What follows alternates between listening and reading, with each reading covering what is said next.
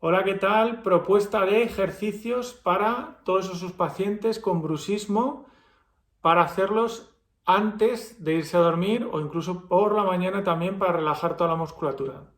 Bien, empezamos. Primero colocamos nuestras manos por debajo de la mandíbula y abrimos. Una, dos, tres, 4, 5, 6, 7, hasta 10 veces. Siguiente. Fijaros, vamos a hacer un masaje sobre toda la musculatura de los maseteros. Primero lo haremos sobre el hueso, sobre la rama vertical de la mandíbula. Colocamos nuestros dos nudillos y vamos a empujar poquito a poco hacia abajo y abrimos la boca. Poquito a poco, relajado. Cada trazo tiene que durar un determinado tiempo, mínimo unos 30 segundos.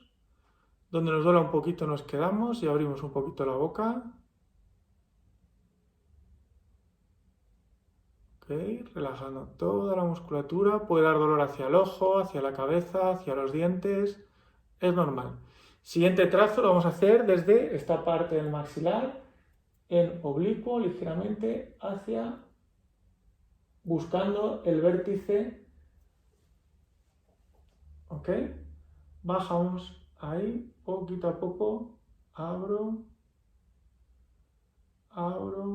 Es normal que duela hacia la cabeza, hacia los dientes. Abro un poquitín más, cierro un poquito. Abro,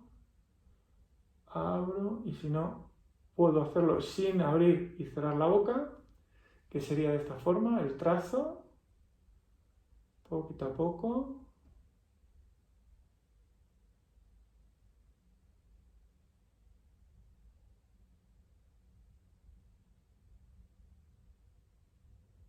Así, poquito a poco. Realizaríamos 3 trazos verticales y 3 trazos que serían de tipo oblicuo. ¿Ok? Un saludo.